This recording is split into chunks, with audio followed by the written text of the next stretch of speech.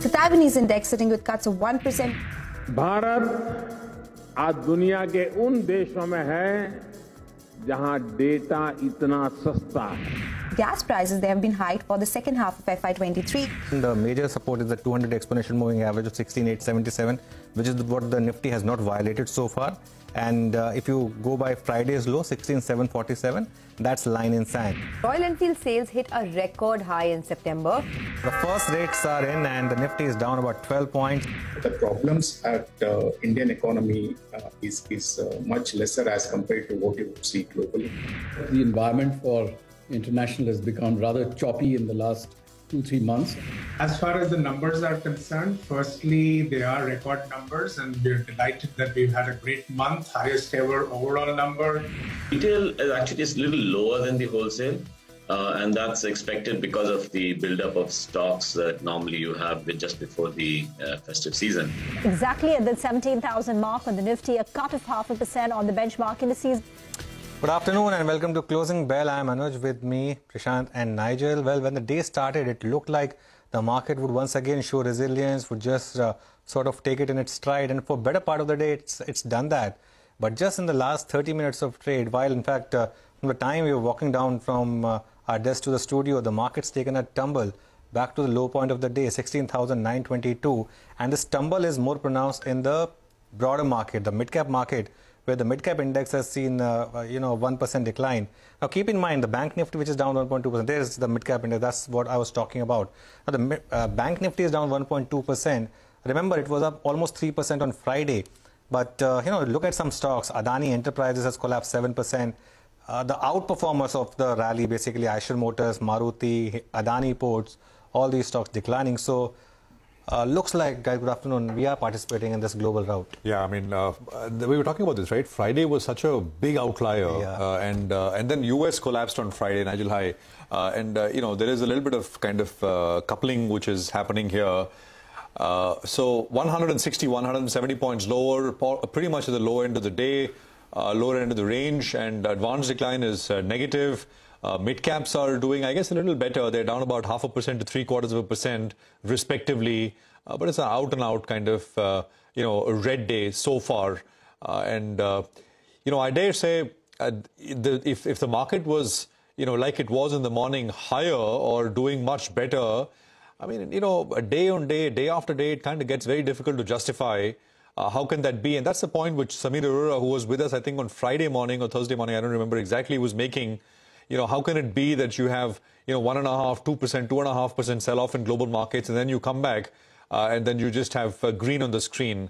So I think a little bit of kind of gains getting chipped away with the global situation being very, very tough, very troubled, precarious. Nigel, hi. Well, let's see how the final 60 minutes do pan out. For the time being, let's run you through what we have lined up on the show for you. The key indices trade in the red, with the Nifty and the Sensex trading with losses of close to around 1% each. The broader markets, they were outperforming, but they have come in for a bout of profit-taking.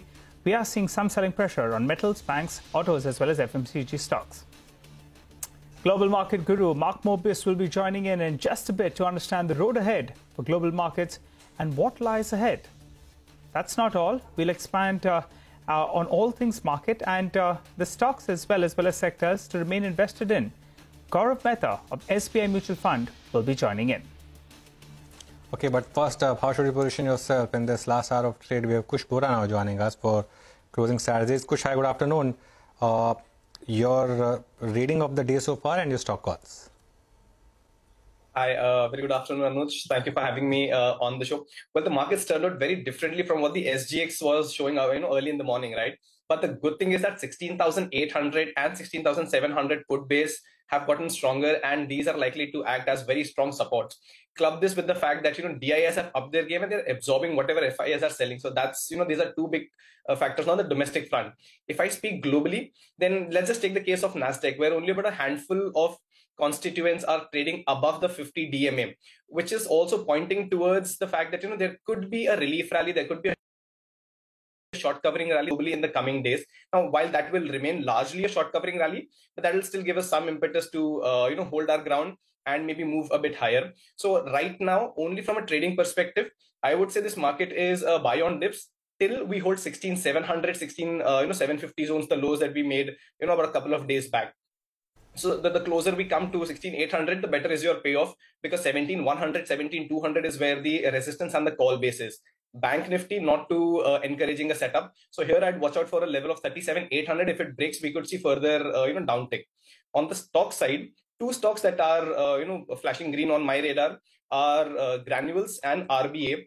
Granules has shown a bit of breakout even today in such markets. It's showing relative strength. So I would have a buy on Granules for a target of 375 and a stop loss of 340. RBA, again, in the entire QSR space is doing very well. The stock's seen a stupendous run up from 90 to 135 zones. It's corrected a bit, but that's turned out to be a buying opportunity. So a buy on RBA for a target of 140 and a stop loss of 125. Okay, all right. Thanks very much, Coach. Appreciate it. And thanks for joining in. Deepak Shenoy is joining us of Capital Mind. Deepak, great to have you with us here on the program. Thank you very much. I want to, of course, I'll ask you about the markets, etc. But just an hour, 2 hours back, there was a significant news flow with, and I know you've tracked the payment space closely, and I heard you on one of the spaces which you yourself hosted recently. Naspers dropping, their $5 billion purchase of BillDesk. What is that indicative of to you, to your mind? I mean, does it indicate broad valuation pressure, or is it something else? I mean, in the year since the deal was struck, and they had a sort of stop date for closure of 30th of September, things have dropped off completely, and they don't want to go ahead with the deal. Would that be the likely conclusion, or something else? Your sense?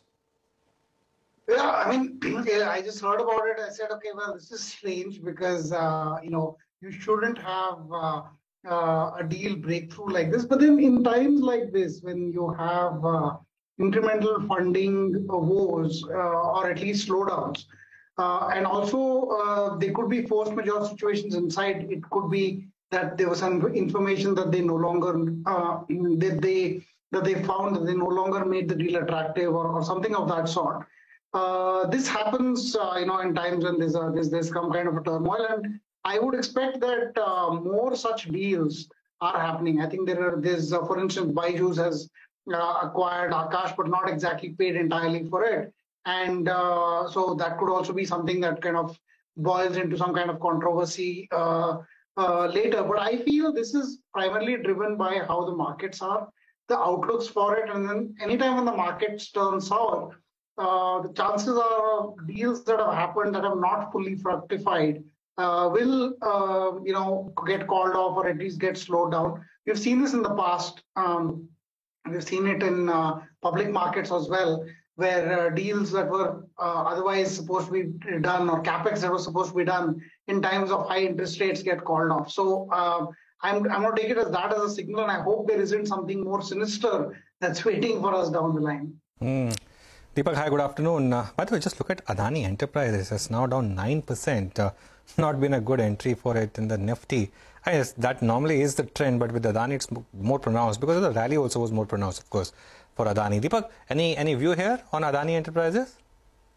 So the only thing I know, of course, is that it's part of the Nifty now, but there is also, so what happens because you don't have that much free float would have been that today would be the day for delivery if you had bought in the futures market and needed to deliver the shares. So perhaps all the buying pressure that came in kind of had kept the share afloat while the rest of the market had kind of fallen. But I think it's fallen quite a bit. It's fallen about 20%, I think, from the top. And you don't expect a stock like this to fall because it's had a vertical rise in the past.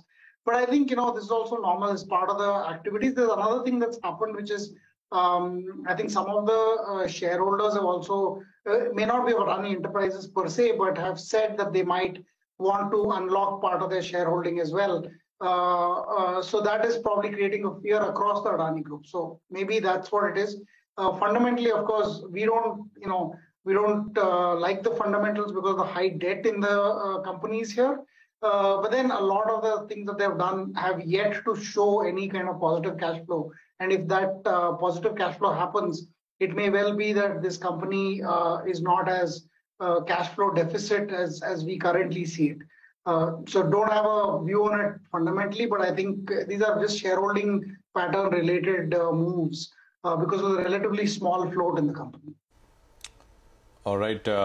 Deepak, request you to stay with us. We are also now joined by a famous investor, astute investor, and someone who really has seen emerging markets for a long, long time. Mark Mobius is founder at Mobius Capital Partners, and he's joining us right now to take some questions. Mark, great to have you always here on CNBC-TV18. It's been a while, a bit of a gap. And since then, so much has happened, right? In June, the markets globally made a bit of a bottom. We got a trading bounce. That has gotten sold into, especially viciously in the US. How are things looking to you now? Starting with US and the impact that we will see because of what's happening there. Well, first of all, thank you for those kind words. Regarding the US, I've been saying for quite some time now, the Fed is going to continue raising rates. And that, of course, is putting a damper on the market. People must remember that the playbook for central banks around the world, particularly the Fed, is that they want to raise interest rates above the inflation rate. Now, the inflation rate that they use, of course, is the CPI, the Consumer Price Index, which now stands at about 8%. That means interest rates have to go to 9%, of course, if the CPI stays at this level. So I think more is in store for the markets. And as you know, for the S&P 500, we're right at the support level. If it breaks below this support level, then we're going to see more blood on the streets. The interesting thing is that India is really bucking this trend. It's amazing what the Indian market has done. And it speaks very well for the policies that the government has pursued, and the general buoyancy of the Indian market is very good. Okay, Mark, hi, good afternoon. So what are you buying now in India? Because we have seen a clear shift. IT, which was leading the rally for 3 years, has taken a big backseat while banks have started to outperform. Well, we're looking at both software, persistent systems, for example, would be one. And we're looking at infrastructure-related stocks like Apollo 2. So these are the kind of stocks we're looking at. And we think those are the stocks that will perform very well going forward. Hi, Mr. Mobius. In the past as well, you've been bullish on both those two names. But, in terms of approaching equities globally, I think Taiwan was one of the highest allocations, India and then China. How have things changed for India? Have you increased weightage in the last few months? If you could give us a broad number out there. And also, is India now top of the pack? Well, I think India is really beginning to take more and more manufacturing share from China. And I think the government policy, the so-called Gati Shakti policy,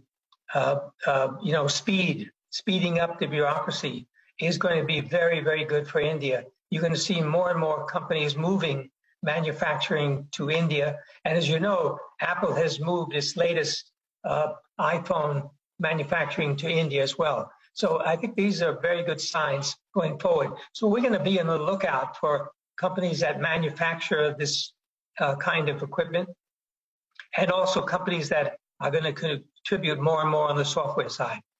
Weightage on India has increased, though, Mr. Mobius, in the last few months, since things are looking, on the policy front, the economy as well has recovered quite a bit. Have you increased weightage to India? And what's the pecking order now? Taiwan used to be number one, I think, in terms of exposure. Has India overtaken Taiwan now?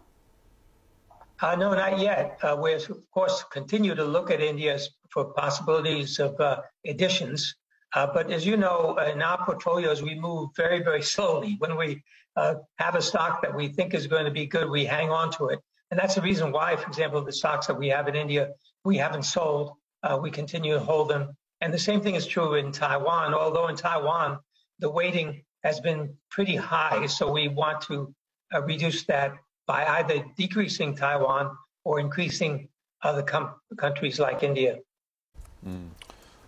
Mark, you'd given us this thesis, and we kind of explored that in some detail about emerging markets generally doing very well, and foreign outflows out of India because of that, not country specific. and how there were some global funds now who were launching mandates ex-China, etc. Are you still seeing that? That is one. And second, later this month, in the middle of the month, we have that big party conference in China. Many are expecting that, once that is done, they will kind of completely dramatically change their policies in terms of zero COVID and attitude towards businesses, the crackdown there, etc. So there will be a big shift post that. Would you agree with that? Go on. No, I don't think the policy mandates in China will change very quickly, particularly if she is re-elected and becomes the paramount leader again. So I don't think there's going to be a big shift. However, the Chinese are well aware that they need to have more dollars flowing into the economy. They need more funds to support the economy. So they will do their best to attract foreign investors, but within reason. The problem is for them is the reluctance of many investors to go back into China. I mean, we've been in client meetings where we say, well, we want to talk about emerging markets. And immediately the clients say, we don't want to talk about China. Talk about anything else except China. So a lot of people have been burned in China, which means that India is in a pretty good position. Of course, the problem with India is that up to now they've been rather restrictive and the market is rather smaller, less liquid. But the interesting thing is that if India is added to the various bond indices, emerging market bond indices, that could mean more and more flows into the Indian bond market. And of course, that could be accompanied by more flows into the equity market as well. Okay, Mark, the other issue which is dominating headlines, or at least financial headlines, is what's happening in Europe with Credit Suisse and even with, DB perhaps. Do you reckon this could snowball into another Lehman, or do you think it's much smaller? That's quite a surprise. And the fact that, you have a bank like Credit Suisse in the news is regarding that. But what it does is it begins to have people start thinking about emerging markets and thinking, wait a minute, emerging markets have been considered very risky and so forth. But how about these big banks in Europe and America? What's the situation there? So in some ways, it's quite favorable for emerging markets and for India, where people begin to think, well, maybe we should diversify a little bit away from Europe and away from the US. Mark, I request you to stay on. Now we need to take a break and we'll come back and address more questions. For now, the Nifty is down 200 points and the Bank Nifty is down 600 points at the lows of the day. We'll come back and we'll continue this conversation with Mark Mobius.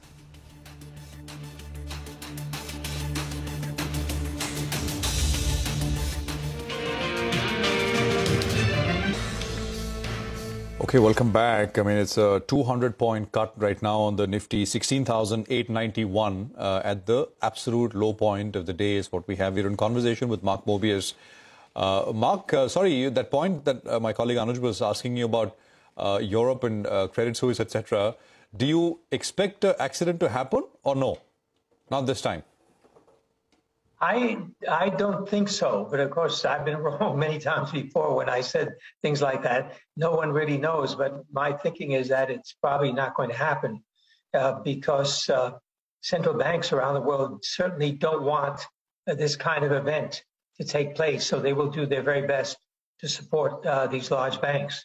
Nevertheless, it's a warning for many people that we have to be careful. Even the big boys can get into big trouble.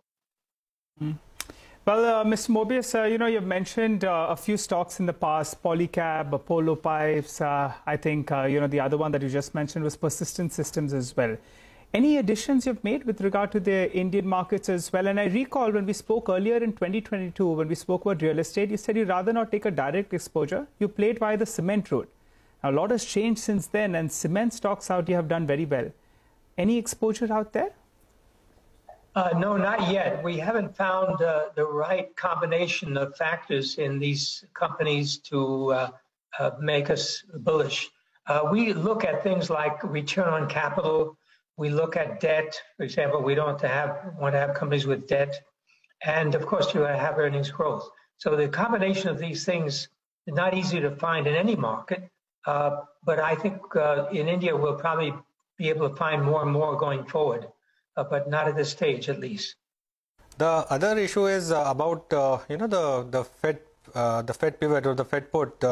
What's your view on what's happening in the US, because inflation still remains quite a serious issue, still above 8%. But a lot of people believe Fed may have already overshot in terms of tightening.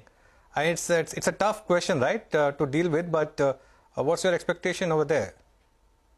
Well, my thinking is that the Fed will continue to raise rates as the CPI does not really come down.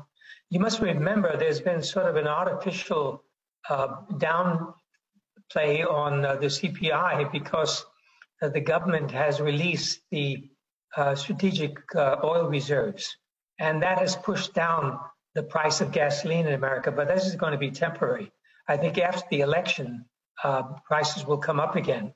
So I think all these factors makes me think that the Fed will continue to put pressure on those interest rates and raise rates aggressively. Another thing you must continue to remember is that cryptocurrencies are a big thing, not only in the US, of course, but globally. They represent, according to our estimation, about 2% of money supply. That may seem to be small, but the velocity of cryptocurrencies is quite remarkable. So there are a lot of people in America and elsewhere that are spending cryptocurrencies, which they found very, very cheap when they first bought them, and now they're making a lot of money. They feel rich, and they'll be continuing to spend in that way. In my recent visit to the U.S., I didn't see any let-up on spending. The planes were full, the tourist spots were full, the theaters were full. My feeling is that this kind of spending is probably going to continue for some time. So that's an important point. What you're saying is stop looking for a pivot at every given opportunity, right?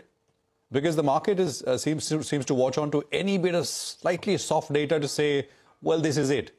A pivot is coming. I mean, for example, I think there's a closed-door Fed meeting later today, which I think is a usual scheduled occurrence. Markets got very excited saying, well, pivot may come later today. Would that be the right way to look at it? Well, they are going to do what they said they will, which is bring inflation down to 2%, and only then will they rest. When they're convinced, basically, so nothing now. Mark. Well, I think they're convinced of that. They, of course, continue to look at it. The pressure on them is terrific. You must remember, regardless of what you say, the central bank is subject to political pressure. And, of course, the current administration in America does not want to see interest rates too high. They don't want to kill the market. So there's a lot of pressure on the Fed. Nevertheless, their mandate is to bring that inflation rate down, and they're going to do anything that it takes to do so. Well, Mr. Mobius, final question then. What about the erstwhile darling gold? You have said in the past it's been prudent to have some gold in your portfolio, given the kind of variables at stake globally. What's your reading now? I still think that everyone should have some gold in their portfolio, not for speculative purposes, but for safety purposes. In other words, when things really go very bad, let's say Credit Suisse announces bankruptcy, or one major bank globally announces bankruptcy, then things will get very bad, and it'd be good to have some gold in your portfolio. All right, Mark, always a pleasure to talk to you. Thanks a lot for joining us today. Thank you. The word from Mark Mobius. The market, by the way, took another tumble. And just look at Adani Enterprises. It went into the temporary freeze of 10%. It's open now and is trying to recover. But look at some of the other big stocks. Eicher Motors is down 5.5%. Maruti Suzuki is down 3.5%. Deepak Shinoy is back with us. Deepak, thanks for your patience. What's your view on some of these, the fresh decline that we are seeing in names like Eicher Motors? I think a lot of the auto pack, which did really well in terms of numbers for September, they're seeing a drop. Eicher, there's Scott's, I think a bunch of others as well. I think they've run up in the last 30 days roughly, and then they're correcting now. I think the whole market's weak, so there's a lot of fear in the market about what's going to happen, especially given there are macroeconomic events waiting to unfold in Europe and in the US. So I think this is a correction that's kind of reflecting that panic, or if not maybe a panic right now, but more like a fear of the uncertainty. I expect the whole of October to be like this, honestly, because there's too many things that are going to happen, especially with results coming in and so on. But I think as more clarity emerges towards the end of the year, we should see some better days. I'm hoping for some sharp down days so that we can build up positions. But at this point, it seems like it's going to be a very dull, slow kind of move downwards. And then as confidence develops, markets will come back. So rough 2 or 3 months for sure. Deepak, as we speak, some of these Adani stocks are getting clobbered. You have Adani Total that's moved low, Adani Green as well as moved low, and Adani Enterprises. All of them, I think they're down anything between 9 to around 10% as we speak. Let's pull up the three of them. Yes, that's down close to around 10%. Adani Enterprises, another one that's got hit, and Adani Green, that one as well. And Ambuja Cements, everyone was talking about higher numbers out. It's down close to around 9%. Deepak, you said that maybe this month will be a little bit tough, and maybe we could see dips and you'll be looking to add some stocks. Will some of these cement names be part of that list? Ambuja Cements, people are talking about very, very high targets, valuations no one wanted to talk about. If you're interested in it, well, you're getting it at close to 20-25% discount in comparison to the price it was 2 weeks back. Will you look to get it? To be fair, I don't think this is going to be a very easy thing to call, because cement in general is a very expensive thing. But look at it another way. All of these guys are building capacity. There are a lot of capacity. I'm talking 10,000, 15, 20,000 crores each. At least 2 or 3 players have announced this. If you have so much capacity building into a market that hasn't seen much volume growth for the last 5 or 6 years, it is just going to stunt growth, according to me. And at some point, because you have a new player coming in the form of Adani, the cartel might weaken going forward, especially because they may not be the same reasons that the old cartel held its prices. So if you have a weakening of a cartel and you have more capacity coming on board, I don't see this as a very positive thing for cement. So other than short-term momentum trades in the sector, I don't think there's a long-term interest from me in this sector. Fundamentally speaking, I've been wrong a lot on cement before. So, take my advice with a pinch of salt. Okay, that's on cement. Just looking at the contribution plate would come up for you on the Nifty, and I just want to highlight that the market's decline is not really because of this last bit of decline in Adani.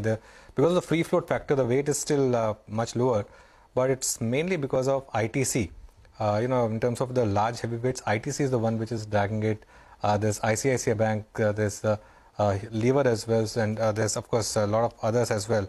Bajaj Finance is the other one which is down.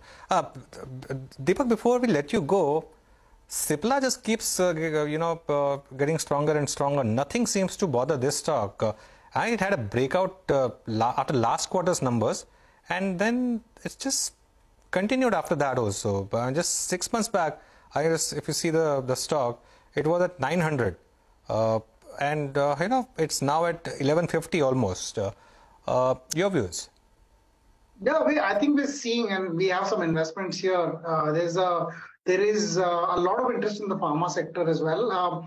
If you see across the board, Cipla, Sun Pharma, Divi's, there's been a rise recently, even in Gland. I think today, I'm not sure, but it's kind of started to move back up. They've been pummeled a lot in the last few months. Cipla, on the other hand, had actually not even participated in the past pharma rally meaningfully. Now it's starting to make quite a bit of a difference. So I think here, there is something happening.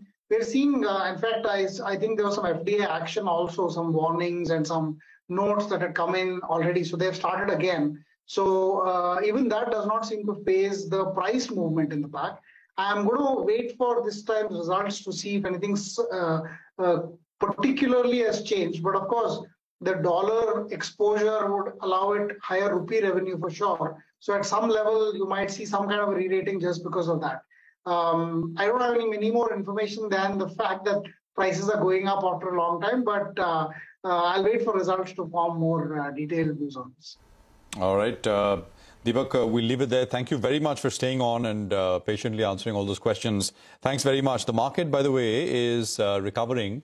It's down 200 now. It was down more. And of course, stocks which we've been highlighting, like Adani, etc., have also recovered 0.5%, 1%. But that's about it. Adani Enterprises is down about 9.5%. Adani Transmission is down 7%. It was down 9% earlier. I think Ports was down. That is also recovered. Adani Green is still down about 9.5%. But even with that, it's up about 1.5% from the day's lowest level. There's 30 minutes to go for close, so a lot could happen. Take a quick break. We are back as always. We'll get you a check on what's happening in dealing rooms with Nimesh, who will join us for D Street Chatter, and BTST trades as well with our technical experts. Stay with us.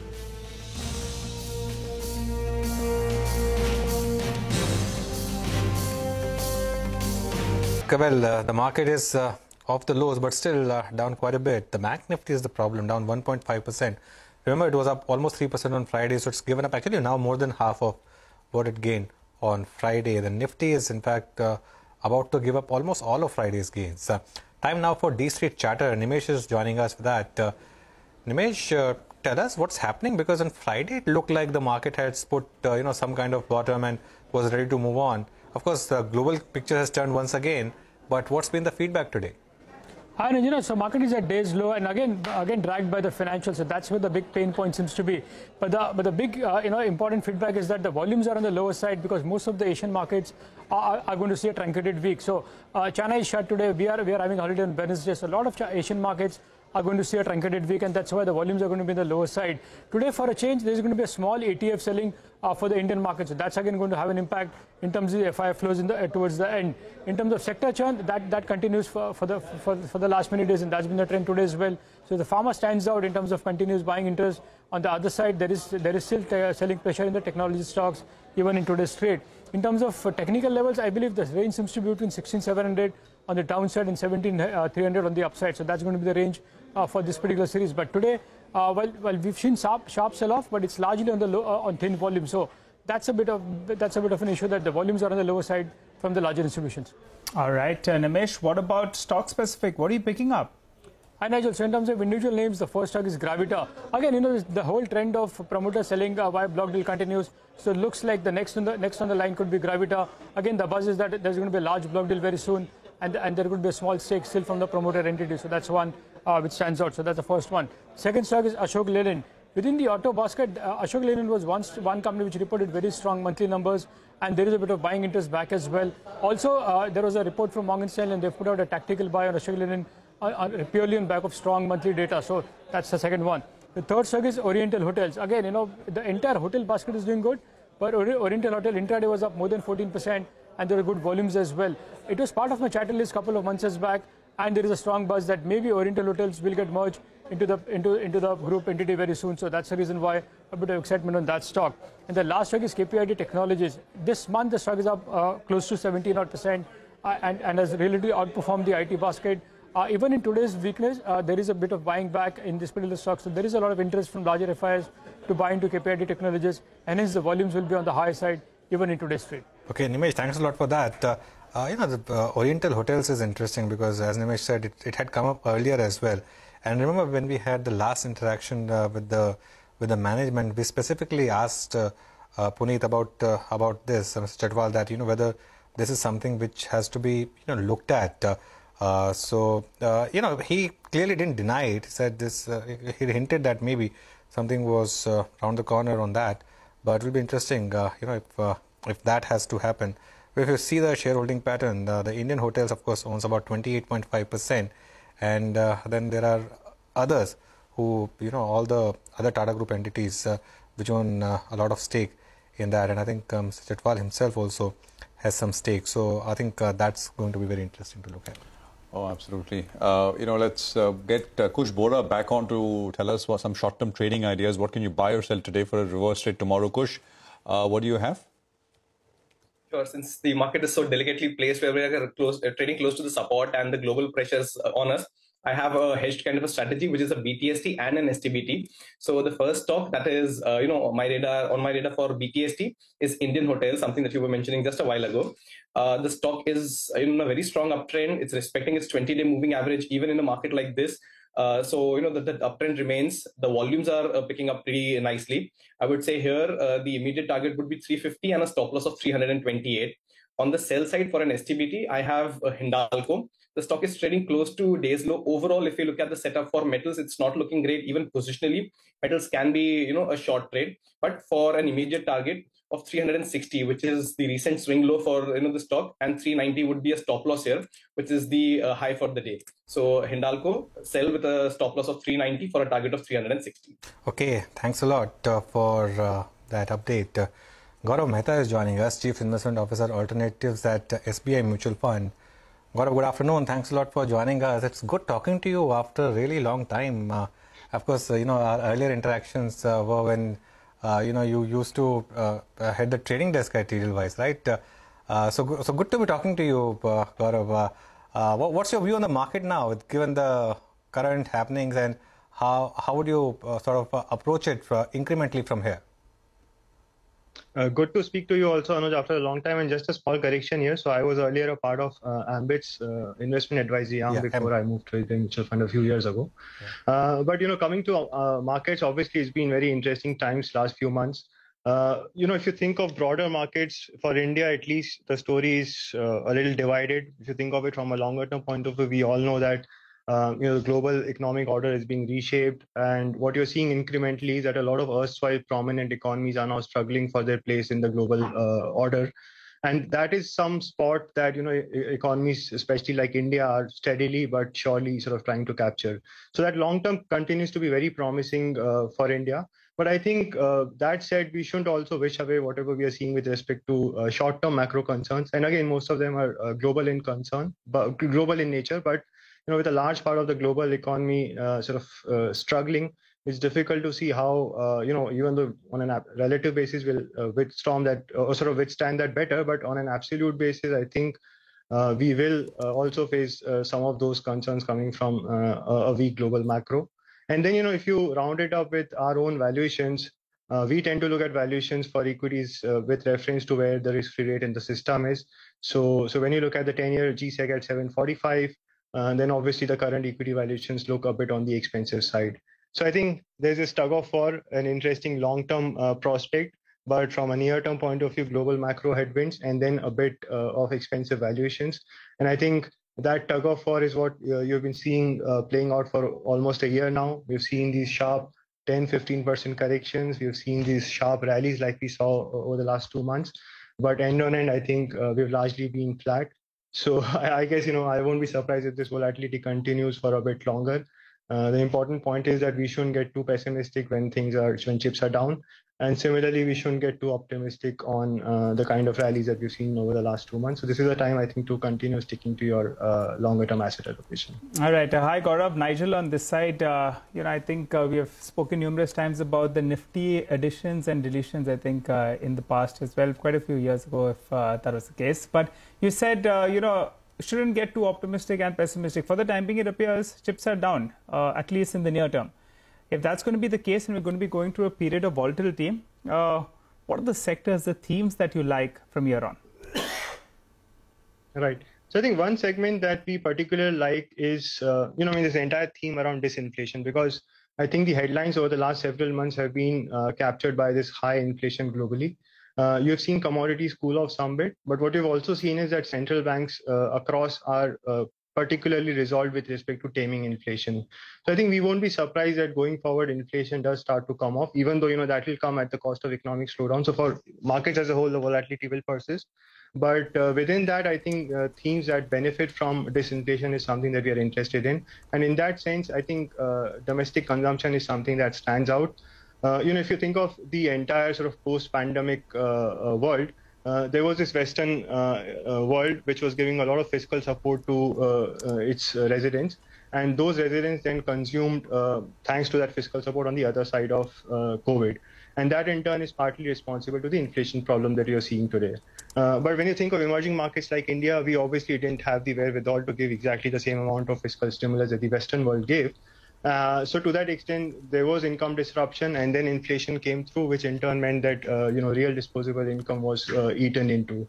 So in a way, it was the Western consumer crowding out the global consumer. I think with disinflation, that should reverse.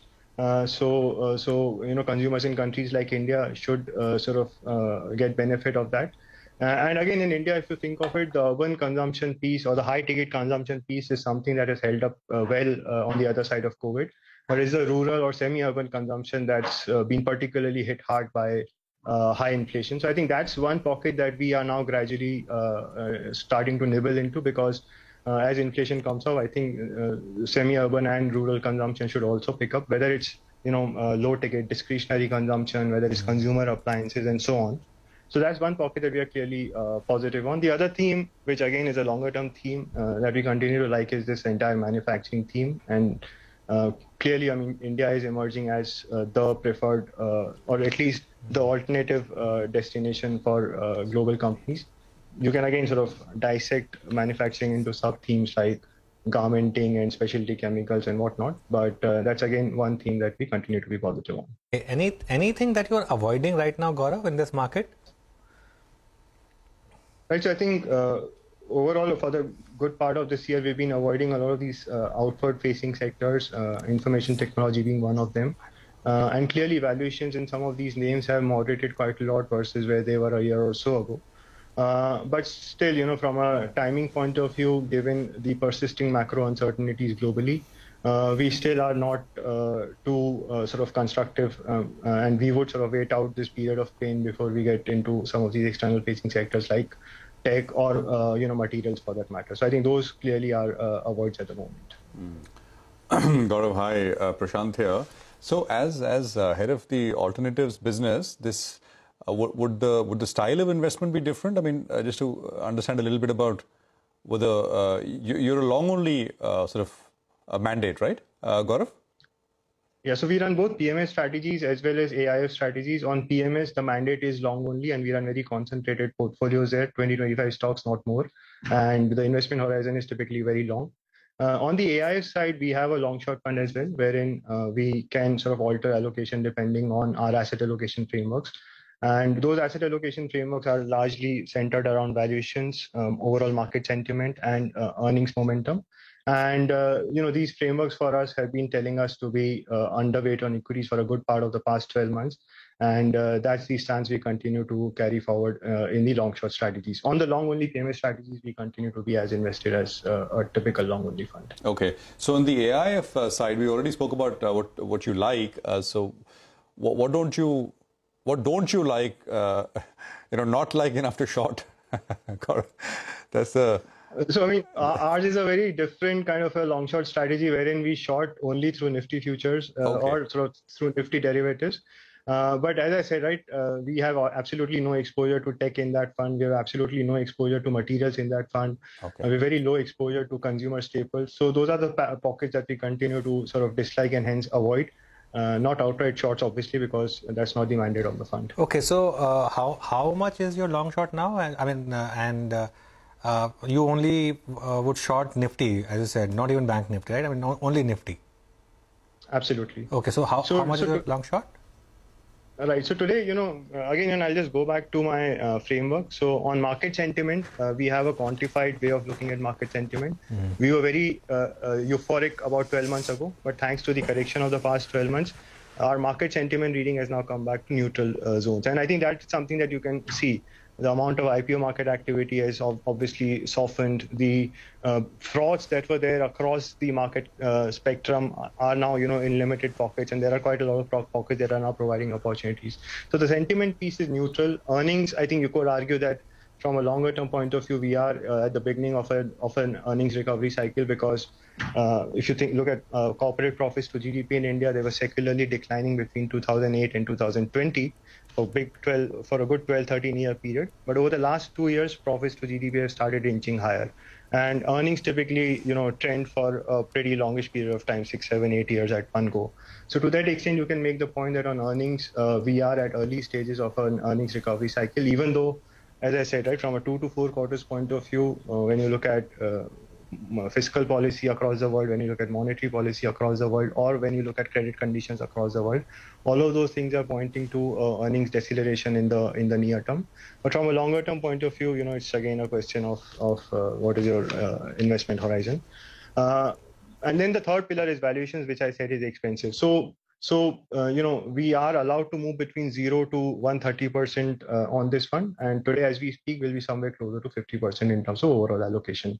Our neutral level is closer to 70%. So we've been carrying a below neutral allocation for ever since, as I said, for a good part of the past several months. All right. Gaurav, thanks so much for stopping by, giving us your view on markets in a whole host of sectors. Look forward to having a chat with you in the time to come.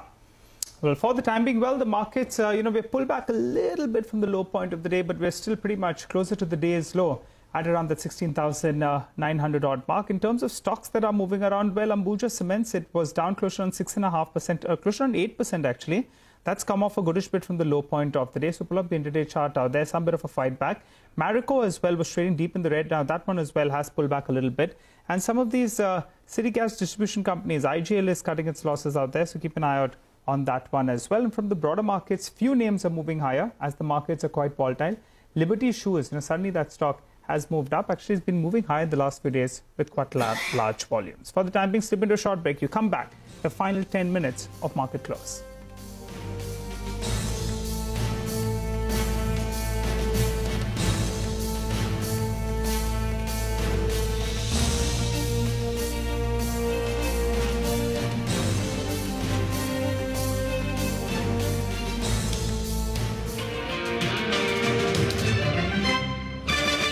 Well, let's get you some market opinion then from our market master of the day. Harsha Upadhyay of Kotak Mahindra AMC remains bullish on India, says Indian equity market has been a bright spot amid all the volatility. Let's hear out what he had to tell us.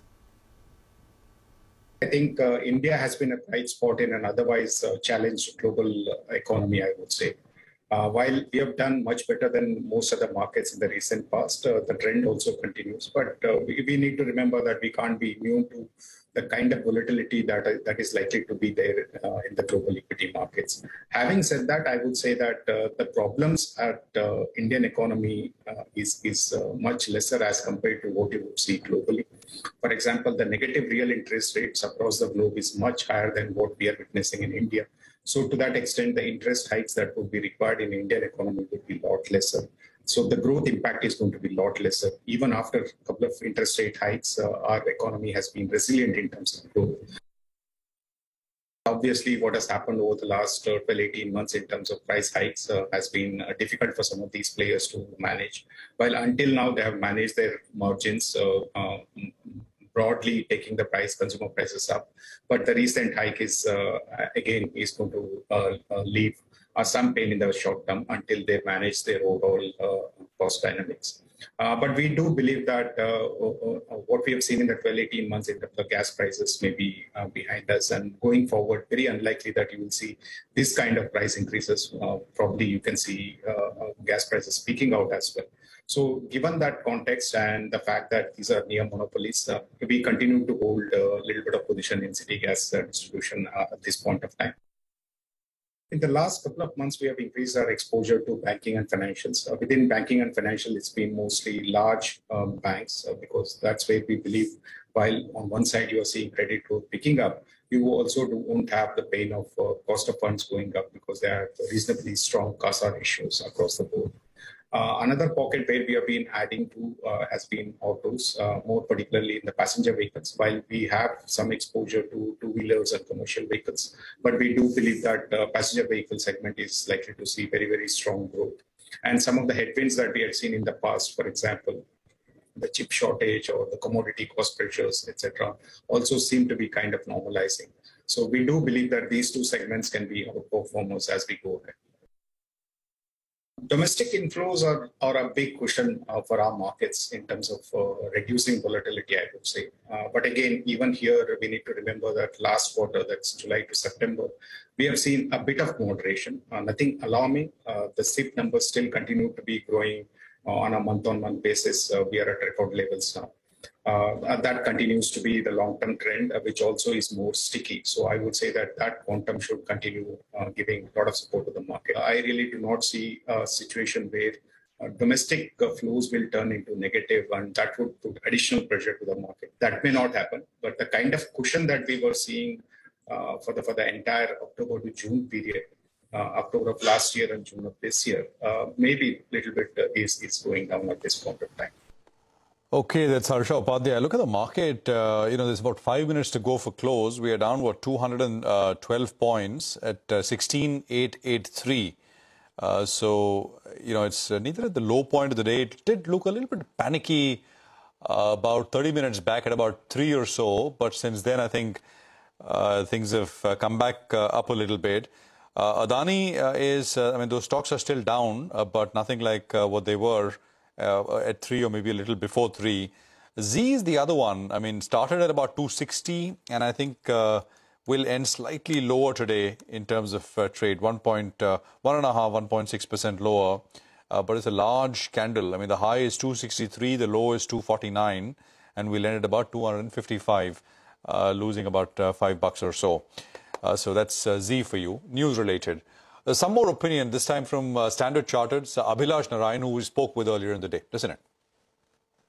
Look at the global markets, clearly there are a lot of concerns. And if you look at what happened on Friday, yes, consumption data in the US was good, but I think the key focus for the markets was the higher than expected inflation, not only in US, but also in Europe, where inflation touched 10%. And what that means is that it just keeps the central banks, on the path to keep hiking rates to tackle inflation. So I think the stock market reaction that we saw, especially in US on Friday, was a reflection of that acceptance of the fact that the Fed will keep hiking rates, and that at the margin will continue to be, a headwind for global equity markets, at least over the next 1 to 3 months. We have been bullish on Indian equity markets for the last 3 to 6 months.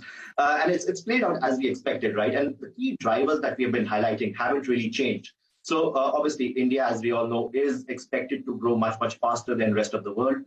Yes, RBI did reduce the FY23 growth forecast from 7.2 to 7%. But when you think about it in the context that growth expectations in US for 2023 are less than 1%, for UK, growth is expected to be negative. And in China as well, growth recovery is expected to be slow. So India really stands out as being, a high growth market. If you look at equity earnings expectations, we expect around 16% EPS growth over the next 12 months. So that's, again, substantially higher than what we expect elsewhere. Okay, let's now start wrapping up the market action for the day. The Nifty is closing practically at the lows of the day, though the mid-cap index did recover a bit. The Bank Nifty as well is closing almost at the lows of the day now. So a lot of damage to some big names. In terms of individual stocks, your top loser was Adani Enterprises, down about 8.5%. But the big sectoral loss today was in autos. Eicher Motors, Maruti and Tata Motors were down. Of course, in terms of pure weight on the index, it's the Bank Nifty. So names like Kotak, SBI, all these names, Bajaj Finance were down quite a bit. ITC and Lever, in fact, you can add in this Tata Consumer as well, Britannia, they were also down quite a bit in trade. What did well? ONGC, 4.5% higher. And then Pharma has been doing well. Cipla, of course, has been in uncharted territory, but Dr. Reddy's also did well today. Prashant, over to you. Market breadth, of course, was negative, but 2:1 declines to advances, so firmly lower. So let's just start with the losers with volumes. There was Adani Enterprises down 8.5%. Eicher was down 5.5%. Ambuja Cements was down 5.5%. Adani Green was down 8%. India Cements was down 6%. Adani Transmission down 5%. I'm going by volumes here. Adani Wilmar down 5%. ACC down about 5%. There was Apollo Tyres, which was down 5%. ABFRL, the apparel maker, down retailer, down 5%. Motherson was down today. Fine Organics down 5%. Lal Pathlabs down 5.5%. and I can go down the list with many other names. And these are all big volume-led losers that we had today. Nigel. Well, a few gainers actually from the broader markets. You had, Genesis that was up 5%, locked in upper circuit. You had Liberty Shoes as well that did pretty well all through the trading session. So that stock as well was up and about. IOL Chemicals up close to around 3.5%, and otherwise very, very wobbly market. On the flip side, though, we had quite a few stocks that were absolutely getting pounded in trade today, and the breadth of the market as well was a witness to that. So you had India Cements that was down, Gujarat Apollo was under pressure, Paras Defence was down in today's trading session, and Muthoot Capital Services as well, another stock that got hit hard in trade today. So to wind things down then, it was a disappointing trading session. In the first hour of trade, you thought the bulls were giving a bit of a fight, but by the time we wound up, well, the bears were firmly in control, and we ended closer to the lower end of the range. The mid-cap index did a relative outperformer for bulk of the trading session, but towards the end, well, that as well did give away that advantage, ending in step with the Nifty down 1.3%. Nifty Bank took a harder knock, down 1.7%. On that note, though, it's curtains down on this edition of Closing Bell, but you stay with us. Lots lined up on a Monday special Money